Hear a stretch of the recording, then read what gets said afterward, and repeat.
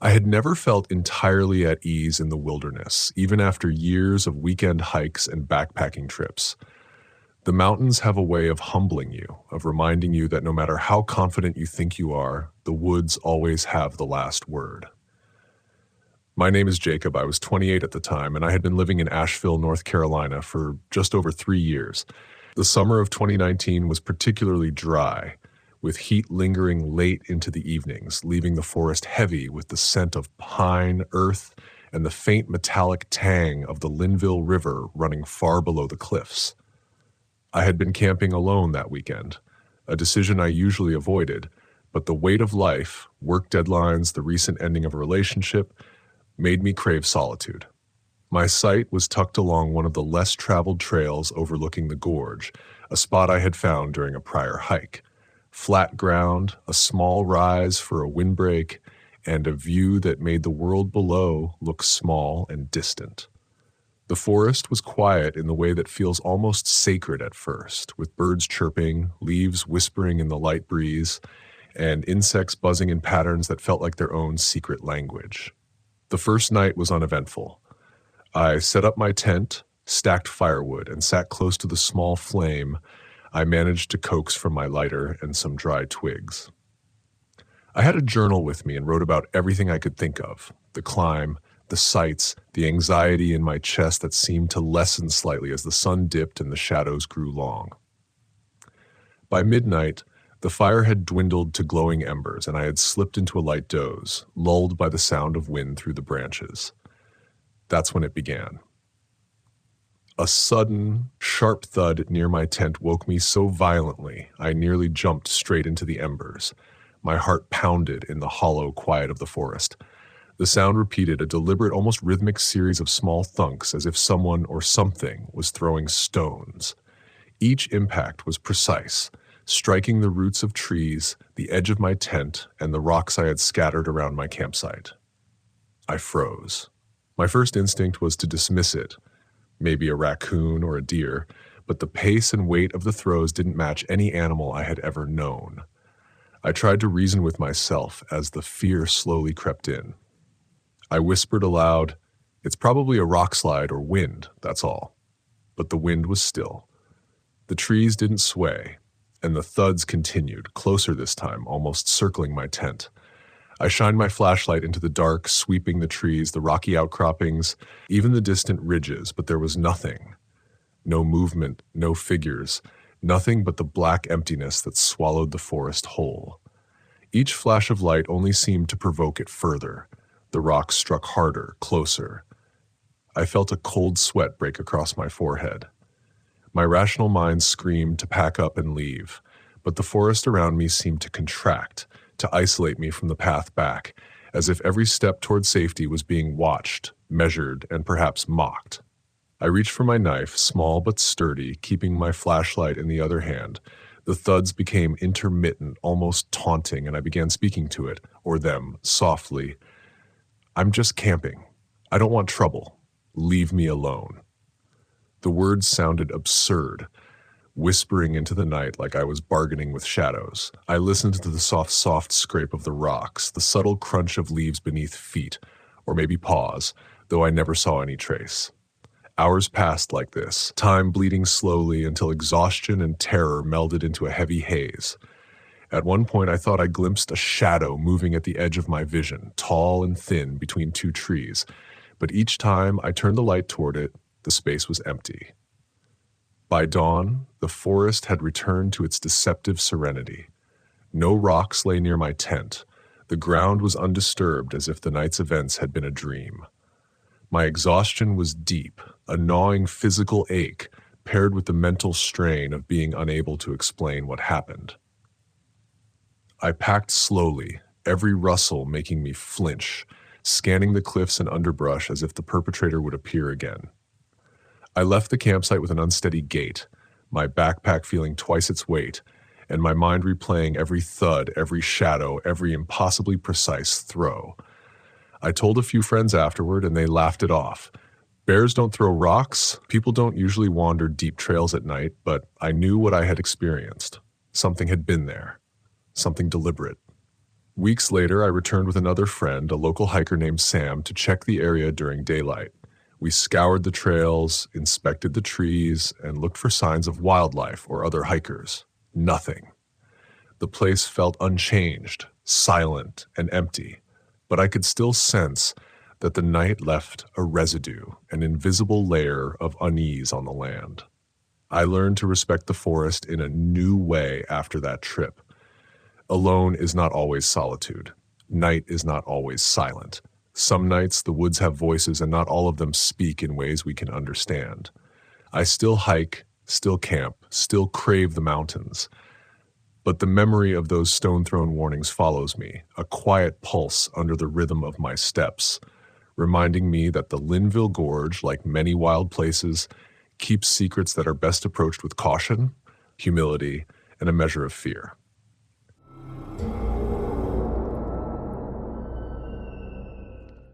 The first night in the woods always hits differently when you're not alone in the silence, and May of 2021 had me feeling that more than ever.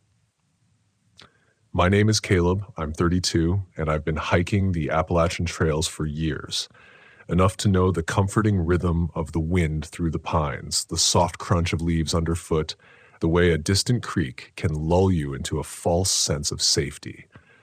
I had planned a 4-day trek near Blood Mountain, Georgia, with the kind of quiet optimism that comes when you think you know a trail intimately. I had my gear, my pack, and my well-worn boots. But what I didn't anticipate was the man without a pack. I reached the shelter late in the afternoon, the sun dipping low, casting the forest in an orange haze that felt almost unreal. I found my usual spot near the water pump, unpacked my stove, and began to set up for the night. That's when I saw him, walking down the trail with an odd, awkward gait and no pack.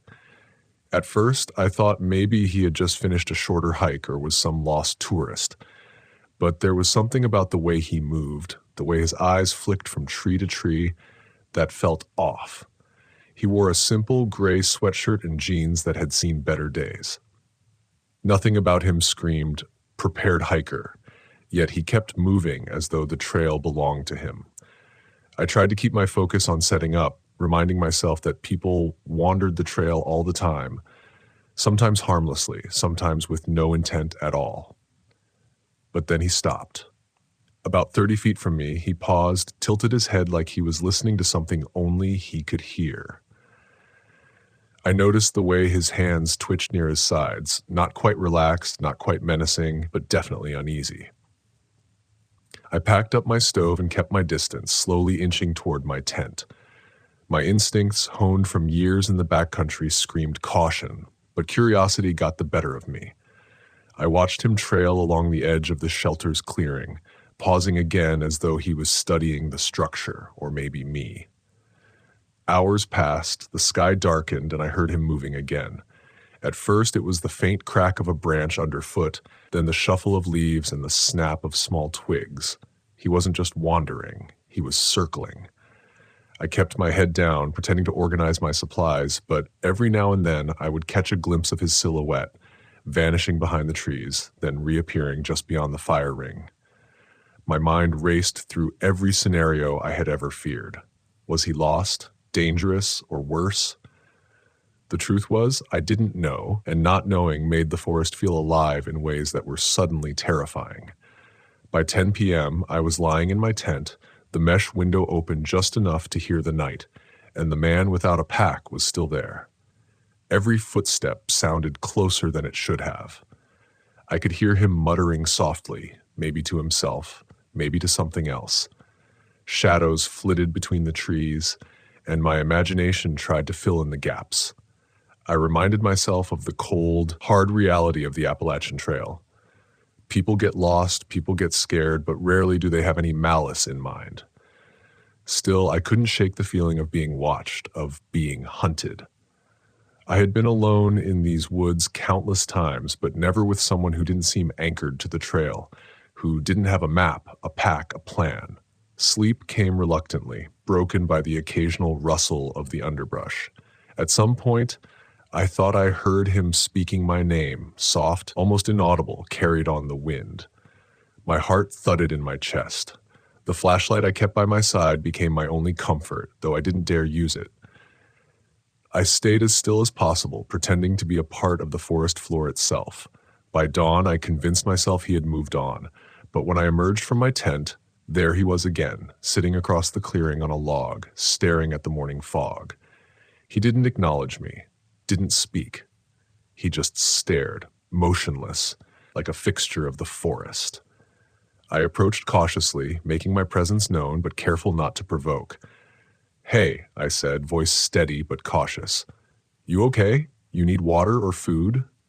His head snapped toward me, eyes wide but strangely empty, and he shook his head. Not a word. He got up slowly, turning back toward the trail I had come from, but not in the way a normal hiker would. There was no stride, no purpose, just this hesitant, shuffling motion, like he was drifting from one place to another without intent. I watched him go, felt the adrenaline drain from my body, and for the first time in years, I felt vulnerable in a way that had nothing to do with physical danger. There was something in his presence, an unsettled human energy that made the woods feel like a trap rather than a refuge. Over the next 2 days, I encountered him intermittently, on the trail, near the water source, once just outside the shelter while I tried to eat. Each time it was the same. Silent observation, a lingering, shifting presence that made me question my own senses. I tried to rationalize it, mental illness, a runaway, someone simply lost, but the logical side of my brain couldn't dismiss the gnawing fear he inspired. At night, I found myself double-checking my tent lines, stacking rocks around the fire pit, keeping my boots within reach. The forest, which I had always considered a place of peace and solitude, had turned into a theater of paranoia. The climax came on my last night. I had decided to push a little further down the trail the next morning, ending my trip early to avoid any more encounters. That evening, I lit a small fire, trying to ignore the rustling that had started again. Suddenly, I saw movement in the corner of my eye. Him, standing just outside the firelight, closer than he had ever been. He didn't move toward me, but he didn't retreat. I spoke firmly, my voice cutting through the crackle of the fire. "You need to leave. Now." His lips moved, but no sound came. And then he turned, slowly, deliberately, vanishing into the darkness, leaving only the memory of his hollow stare behind. I packed at first light and hiked down the trail, every snap of a twig, every whisper of wind carrying the weight of what had happened. I never saw him again, though I told myself I had. Even now, recounting it, the memory of that man without a pack makes my skin crawl. He was a reminder of the raw unpredictability of the woods, of the fragility of feeling safe, of how close fear can lurk when you least expect it. And though I learned to carry my instincts, to respect my own intuition, I also learned that sometimes the unknown doesn't offer closure, and some encounters leave their mark simply by existing. The trail down from Blood Mountain felt heavier than it should have, as if the forest itself remembered the presence of that man without a pack. Each step I took seemed amplified, the crunch of leaves under my boots echoing through the hollows, like some invisible audience was following me. I tried to tell myself it was all in my head, that after 3 days of constant alertness, my nerves were simply frayed. Yet, every shadow, every sudden movement of branches in the breeze kept pulling me back to that empty, piercing gaze I'd seen in the shelter clearing. I had always prided myself on being self-reliant in the woods, able to read the subtle signs of weather, wildlife, even other humans. But this was different. This wasn't about knowing the forest. It was about feeling the unnameable, the raw human unease that comes from being observed by someone who doesn't operate on the same rules. By midday, I reached a fork in the trail near a small creek where I usually refill my water, and that's when I caught sight of him again. He was sitting on a fallen tree, staring downstream, and for a moment I thought I could see the tension in his shoulders relax, as if he had been waiting for me to appear. But the second our eyes met, something tightened inside me. He didn't move toward me, didn't acknowledge me, but that weightless, drifting energy surrounded him like a fog. My instinct screamed at me to turn around, to leave immediately, but my curiosity, the same trait that had guided me through countless miles of trail, kept me rooted. I stepped off the main path cautiously, keeping a visual line on him without making direct contact, trying to decipher whether he was truly lost or intentionally lingering. I spoke again, this time softer, almost pleading. "You don't belong out here alone. Let me help you." There was a brief pause. The forest was silent, holding its breath. And then, as if on cue, he rose slowly, almost ceremoniously, and walked backward toward the trees. The way he moved defied the natural gait of a hiker. There was hesitation, a stutter in his steps, like he was gliding just above the ground rather than placing his feet. I realized in that tense, frozen moment that the fear wasn't just about what he could do. It was about what he represented, the unpredictability of human presence in a place I had always thought I fully understood. I decided to push forward, doubling my pace, but the feeling of being followed didn't fade. Every crack of a twig, every sudden shift in leaves made me glance over my shoulder. I had a map, a GPS, and a solid plan, but none of it mattered against the raw psychological weight of knowing someone had been near me, observing, without explanation. That night, I reached a small ridge overlooking the valley below and made camp, insisting to myself that I would sleep. I set my tent near a cluster of pines, stacked a few rocks around the perimeter, and lit a modest fire. I kept my pack within arm's reach and my knife by my side.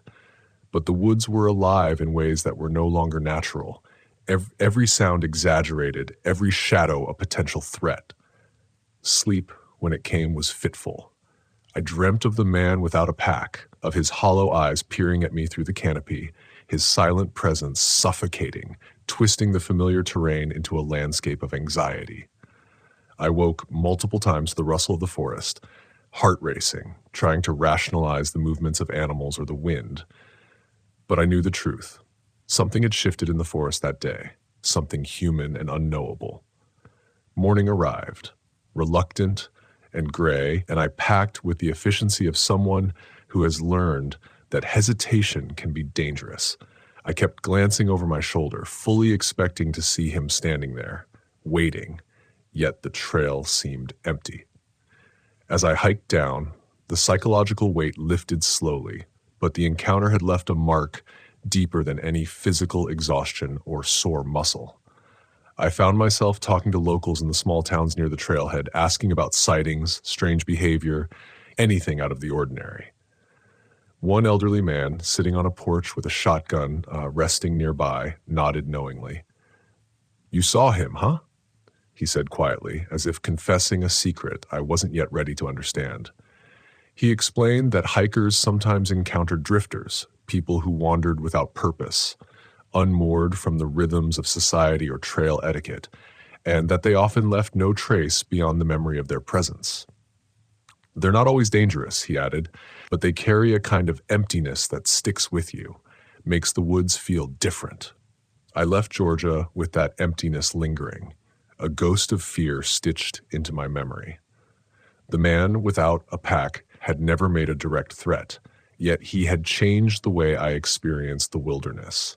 It wasn't the trails or the terrain that I feared, it was the human element, the reminder that not everything can be anticipated, and not every presence has a reason you can understand. That hike taught me to respect the unpredictability of the people who inhabit or pass through the woods as much as I respect the natural hazards. It was a lesson etched not in guides or maps, but in the raw, uncomfortable awareness of how fragile safety can feel when confronted with something truly unknown.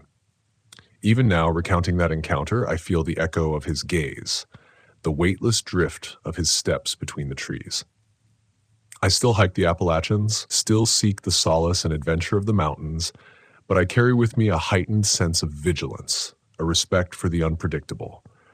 The man without a pack left no tangible trace, yet his presence remains, haunting and instructive. The forest itself seems quieter now when I recount that story, as though it knows the line between familiarity and fear, between solitude and observation, is thin. And maybe that's the real lesson. The woods are never entirely yours, and some presences will linger long after they disappear, leaving you to carry their memory, fragile and sharp, down the trail for years to come.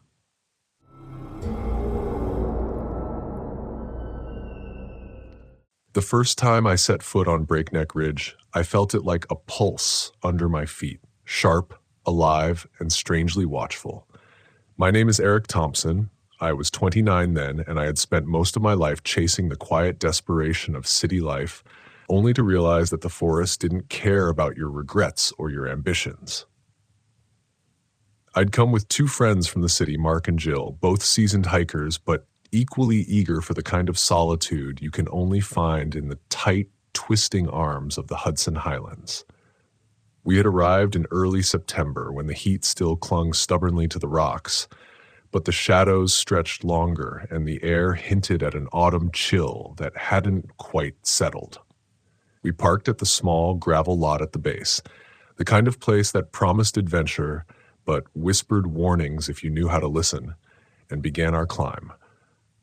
The trail was narrower than we expected, roots clutching at ankles, branches scraping against jackets, and the wind, when it came, was more like a sigh than a force. By the time we reached the first overlook, the view was breathtaking. The river wound like liquid glass beneath the fading sun, the trees a riot of red and gold. But there was a subtle wrongness that I couldn't shake. The branches moved when there was no wind. At first, I thought it was Mark brushing past, or the way the morning air sometimes made leaves quiver. But the pattern was too deliberate, too rhythmic, like the forest was breathing along with us. Jill noticed it too, and laughed nervously, but even in her laughter, there was hesitation. We shrugged it off, setting up a small campsite near a copse of pines just off the main trail. Our tent was pitched under a canopy so dense that the sky felt like a distant rumor. That night, after we cooked over a small flame and shared the last of our trail mix, the forest sounded different. Branches snapped overhead, though the air was still. Shadows pooled in the hollows of the ground. I remember thinking that every rustle had intent, though I had no idea what that intent might be. Sleep came in fits. Every time I closed my eyes, I imagined something brushing past the tent, heavy and deliberate, like a hand against canvas. Mark had taken the first watch, whispering jokes about breakneck ghosts to keep the tension from festering. By the time the moon had climbed high, the forest was silent again, but my chest still heaved with the memory of each crack and groan. Dawn felt like relief, though even in the morning, the forest didn't entirely let go. As we began our hike further up the ridge, the branches continued their odd dance. One would fall behind us, then another ahead, though the wind never reached them. The path grew treacherous, sheer drops on either side, and I realized how unprepared we were for anything beyond casual hiking. That realization carried a weight heavier than the backpacks we slung over our shoulders. By midday, the tension became unbearable. We found a small clearing near the summit and decided to rest. Jill was the first to notice the smell, acrid like burning leaves, and something far older, like soil that had decayed for decades and had been disturbed too suddenly. We tried to dismiss it, but the forest seemed to hum, a low vibration under our feet, under the stones, threading through the roots. Then we heard it, a long, low crack, like the sound of wood splintering under immense pressure. Mark froze. I froze. Jill whispered my name, eyes wide, pointing to the trees above us. Branches were falling all around, but there was no wind. Each crash shook the ground, threw dust and needles into the air, and made our hearts pound like drums. Panic didn't come immediately, but when it did, it was sudden and total. We ran, not in a sprint, but in a desperate, stumbling flight down the ridge. Every step seemed calculated to trip us, roots and rocks conspiring to keep us in place while the forest closed in. Branches fell with terrifying precision, and each one seemed to miss us by inches, almost as if the forest was measuring our desperation. My lungs burned, my legs screamed, but I kept moving, dragging my friends with me. Jill screamed at one point, a high, terrified note that mingled with the cracking of the trees. I didn't look back. though the thought of what might be behind us never left my mind. The clearing, the scent, the snapping branches, it all became a blur, an orchestra of fear conducted by the unseen hands of the forest. By the time we reached a safer stretch of the trail, where the canopy thinned and the river glittered below without obstruction, we were shaking violently. The forest behind us was calm, almost serene, but none of us spoke. We descended the remaining distance in silence, hearts still hammering, ears straining for any sound that would suggest the nightmare wasn't over. Once at the car, Mark started it without hesitation. We didn't look back, didn't speak. The forest, the ridge, the falling branches, all remained behind us, but the memory would etch itself into our bones. On the drive back, the silence was unbearable, punctuated only by the hum of the engine and the occasional sigh from Jill. Even then, I could feel the pull of that ridge, the insistence that we hadn't truly escaped, only delayed our encounter with whatever lived in those trees. The remainder of that day bled into evening like a slow, suffocating shadow. Even as the sun dipped below the horizon, the forest seemed to follow us with a gaze we couldn't see. We tried to convince ourselves that the ridge had been playing tricks on our minds, that the branches had fallen due to some natural quirk of the woods, maybe an underground current of air shifting the old limbs, but every rational thought was drowned by the vivid memory of the precision with which those trees had broken around us. Back at the small motel in Cold Spring, we couldn't sleep. Every creak of the radiator, every rustle from the parking lot set our nerves on edge. Jill kept staring out the window at the darkness, whispering that she could still see shadows between the trees on the ridge, even from miles away. I didn't respond. I couldn't. I had already begun to feel the creeping doubt that maybe some part of the forest had followed us, that the ridge wasn't done with us yet. The next morning, Mark tried to joke about it again, but the laughter was hollow, brittle. We had planned to hike again, lower on the trail, to recover from our trauma, but none of us could bring ourselves to move toward the woods. Instead, we walked the quiet streets, the Hudson River to our left, and tried to find normalcy in the small cafes and tourist shops. But even in the bright morning light, the images of the ridge haunted me. The falling branches that moved with purpose, the smell of old earth burned by some unseen force, the low, almost sentient hum beneath our feet. I realized then that fear isn't just in the moment. It lingers, waits in corners of the mind, and turns memory into something tangible, something you can almost touch if you dare. It wasn't until weeks later, as I tried to process what had happened, that I understood the deeper truth of that day.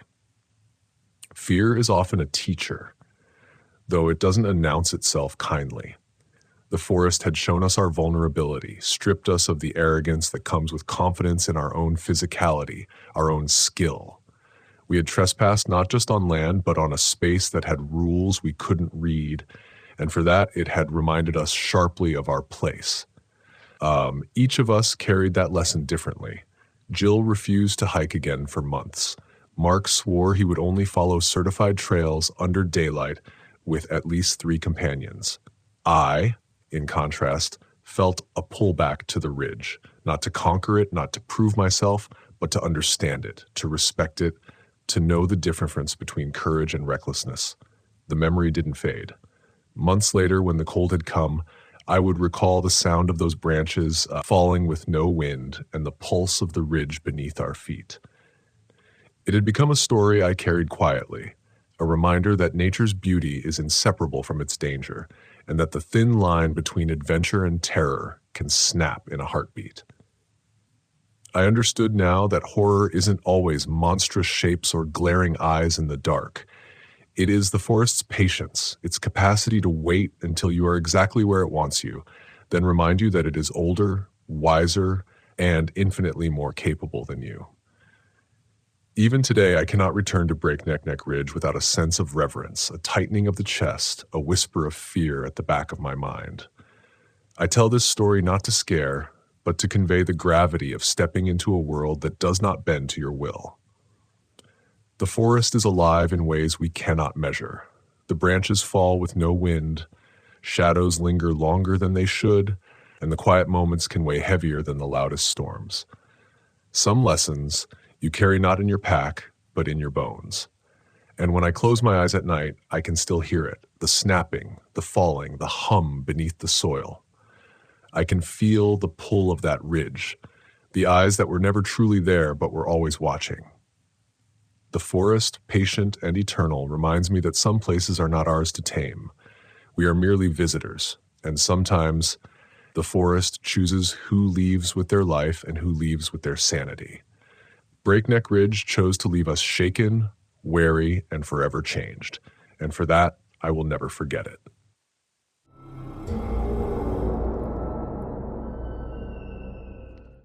I never thought a camping trip in the Cherokee National Forest would feel like stepping into another world, a place where the shadows move on their own and the trees seem to watch you as you breathe.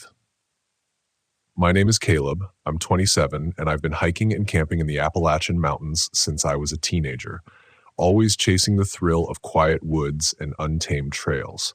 But nothing I had experienced prepared me for what happened in August 2023. I'd driven 6 hours from Knoxville, carrying only a modest backpack, a tent, and the stubborn confidence that comes from years of wandering alone. I arrived late afternoon, the sun hanging low and golden between the ridges, painting the forest floor with long, trembling shadows. The campsite I chose was small and off the beaten path, a place recommended by a local ranger who insisted it was quiet, untouched, and wild, though he had a wary tone I didn't catch at the time. Setting up the tent felt routine at first. I picked a flat patch of earth, cleared it of twigs, and hammered in the stakes. The wind had started to whisper through the trees, rustling the leaves like a distant, indecipherable language. As I stepped back and surveyed my little clearing, I noticed an odd scent, faint but unmistakable, a mix of wet earth and something musky I couldn't identify. I shrugged it off as a bear or raccoon passing nearby, something I'd encountered before, and focused on building a fire. Night fell faster than I expected, and the forest transformed from a calm green labyrinth into a dark, suffocating tangle. The fire's glow barely reached the edges of the clearing, leaving a ring of black that pressed in with silent menace. I was alone. That was part of the thrill. The solitude, the way the forest's natural sounds became an orchestra of tiny, sharp interruptions. Crickets, frogs, and the occasional hoot of an owl kept me company, and yet the rustling beneath the trees began to feel more deliberate than natural. I told myself I was imagining it. Every shadow, every crack of a branch beneath an unseen foot could be explained away. Yet when I crawled into my tent to settle down for the night, the unsettling feeling didn't leave. I zipped it shut, felt the thin nylon walls between me and the wilderness, and tried to convince myself I was safe. But then it started, the growling. Low at first, almost a whisper under the floor of the tent, vibrating against my spine, sending my heart hammering. I froze, listening, each breath loud and harsh in my own ears. The sound grew steadily, deliberate and slow, like something large pacing beneath me. I remember thinking about bears and how they usually avoid humans unless provoked, but this didn't sound like a bear looking for food. It sounded patient, calculating, like it knew I was there and was testing me. I unzipped the tent slightly, enough to peek into the darkness, and saw nothing but the pale sliver of moonlight piercing the canopy. The growl stopped the moment I moved. I held my breath. And then it came again, closer this time, vibrating through the thin ground like a warning. I realized with a cold, sinking feeling that I wasn't just dealing with a typical animal. Whatever it was too deliberate, too intelligent to be random wildlife. My survival instincts kicked in. I grabbed my flashlight, shining it in every direction, scanning the trees and the forest floor around me. Nothing. The forest seemed empty, but I couldn't shake the sense of being watched. My mind raced through every horror story I'd ever heard, every cautionary tale whispered by fellow campers around a fire. I considered fleeing to the car, packing everything in the darkness, but the growl beneath the tent kept me frozen in place. It wasn't continuous, but intermittent, moving with a rhythm that mocked me. I could feel the vibrations under my sleeping pad as if the earth itself was growling at me.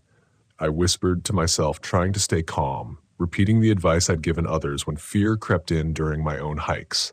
Stay still, assess, and wait for the chance to act.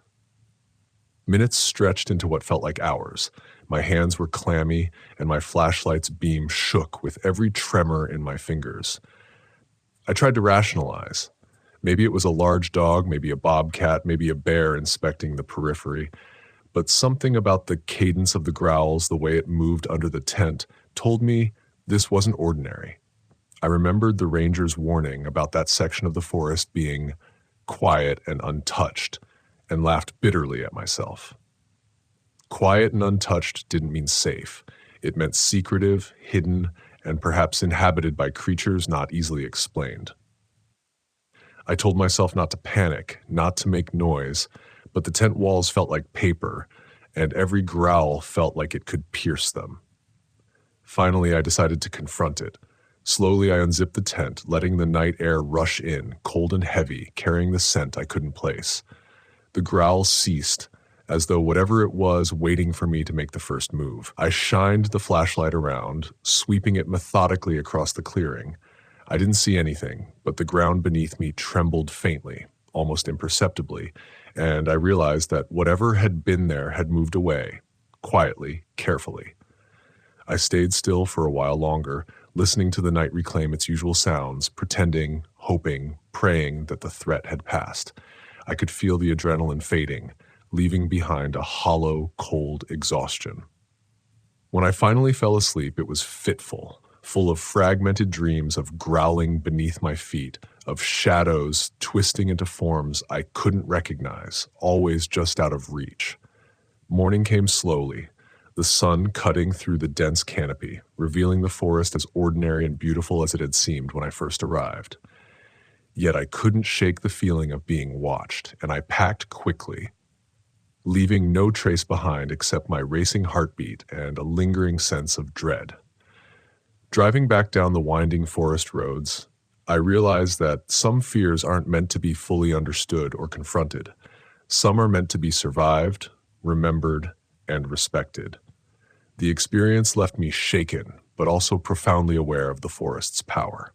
In the Cherokee National Forest, in a place that seemed untouched, wild, and safe, I learned that solitude can be both a sanctuary and a trap.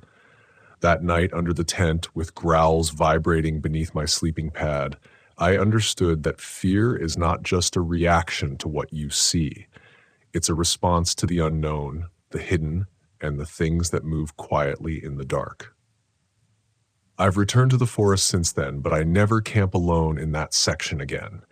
And I always respect the silence, the shadows, and the lessons of a night that felt longer than life itself. The memory of that night clung to me in the weeks after, not like a nightmare I could shake off, but as a weight pressing against the edge of my consciousness. I kept replaying it, the way the growls moved beneath the tent, the vibrations that seemed almost too purposeful to be natural.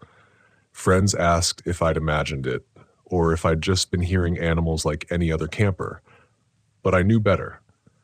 There was a pattern to it, an intelligence I couldn't rationalize.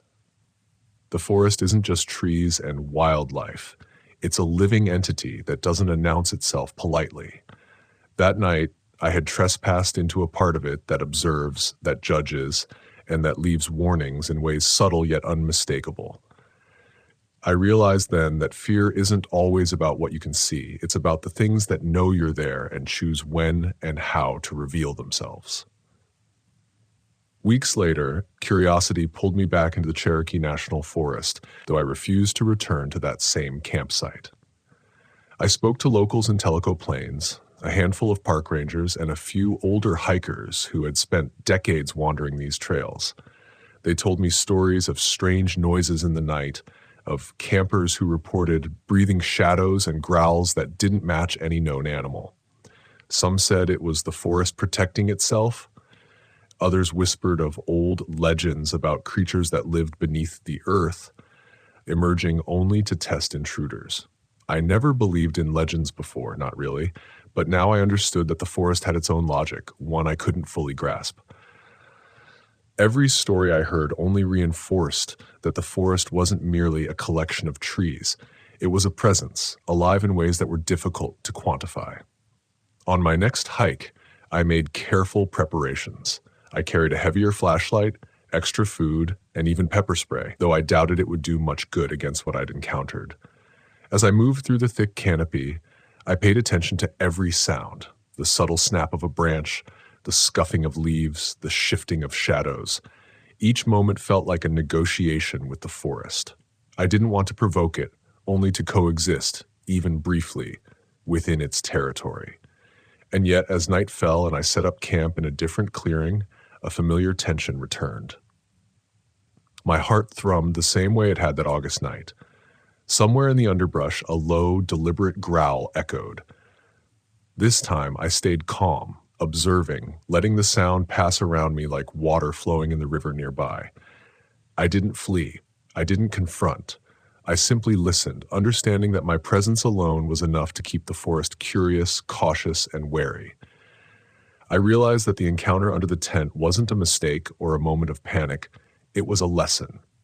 The forest tests those who enter it alone, those who assume they can control the wild by carrying equipment or following maps. There is no control.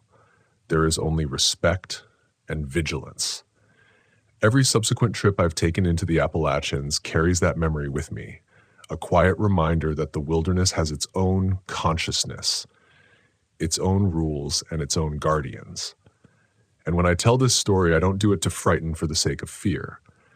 I tell it to honor that night, the growls beneath the tent floor, and the lessons I survived. Because in the Cherokee National Forest, as in any deep, wild place, what you don't see can shape you as much as what you do. Even now, months later, I feel the echo of that experience whenever I pack a tent, when I follow a trail through dense brush, or when the wind carries an unexpected sound across the trees. The fear I felt wasn't irrational.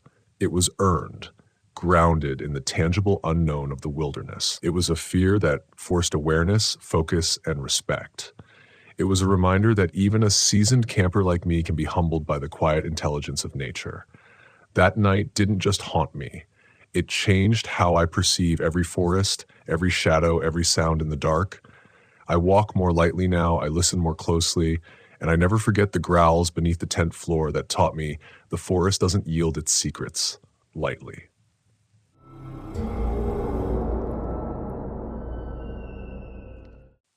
I never expected a weekend in the Virginia Highlands to leave me staring at a fire that wasn't there, but November had a way of catching you off guard.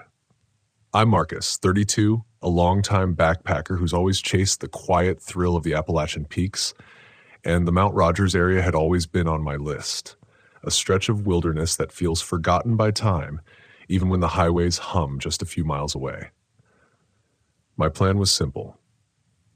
2 nights in the forest, a solitary tent on a ridge above Whitetop Creek, some coffee, and the solace of silence. The air was already brittle when I arrived, the first frost of the season crisping the fallen leaves beneath my boots. Even as I pitched my tent near an outcropping that gave a sweeping view of the valley, I could feel the uncanny stillness pressing in, the kind that doesn't just hush your voice but seems to settle around your thoughts. I had the fire going by late afternoon, flames clawing toward the sky as if trying to scratch a memory from the clouds themselves. Smoke spiraled in sharp ribbons over the ridgeline, and the world beyond the trees felt entirely separate, distant, almost suspended. I thought of the locals I had spoken to on the drive up, 2 old men at a gas station near Damascus, faces etched with decades of forest wind, warning me that nights in the higher elevations carry their own kind of watchfulness. "Keep your eyes open after sunset," one said, half laughing, half serious. I laughed it off, tucked the warnings away with my gear, thinking they were just the customary folklore of a mountain town. I didn't realize how literal that advice would become. Night fell with a suddenness that shook me. One moment, the sky was bruised with twilight, and the next, the forest seemed swallowed by darkness so complete it had weight. The firelight made the shadows jump and flicker, turning every stump and branch into a creature lurking just at the edge of perception. That's when I saw it, a small glow across the valley, faint but unnatural in its steadiness. At first, I thought it was another camper, maybe a hunter, a group around a fire I couldn't hear or smell. But something about it was wrong. The light hovered, not flickering like a flame should, almost pulsating like a heartbeat in the night. I strained my eyes through binoculars, the cold biting my cheeks, and saw nothing human. No figures, no movement, just that glow, far too precise to be fire, too deliberate to be a reflection. I spent hours observing it, my imagination wrestling with logic. Each time I blinked, I swore it seemed closer, as though it wasn't static across the valley, but moving with a slow, deliberate drift toward me. I tried calling out, my voice swallowed by the hollows of the mountains. Nothing. Only the cold, only the forest, and that quiet, unblinking light. Sleep became impossible. I felt my own pulse echoing through the trees, as though the woods had a rhythm I was only beginning to notice. Around midnight, I bundled myself in my sleeping bag, but even cocooned, I couldn't escape the sensation of being watched. Every snapping twig, every whispering wind sent my heart into a staccato panic. At some point, I slipped outside, needing to see it more clearly, the need gnawing at me like hunger. The valley stretched beneath the ridge like an inked canvas, the glow still there, now sharper, unmistakable against the black. I couldn't rationalize it. No campers, no hunters, no wildlife should produce a light like that. I tried to track it as I moved along the ridge, and that's when I realized something even stranger. It seemed to retreat when I approached, keeping just out of reach. I backed up instinctively, and it shifted forward again, maintaining a perfect, impossible distance. My rational mind screamed for a logical explanation, and I scoured the horizon for glints of reflective metal, any hint of human presence, but found nothing. Only the valley, deep and silent, and a fire that refused to burn in any conventional sense. By the second night, exhaustion had settled into my bones, but I couldn't abandon the ridge. Sleep felt dangerous, like closing my eyes would allow something to slip closer unseen.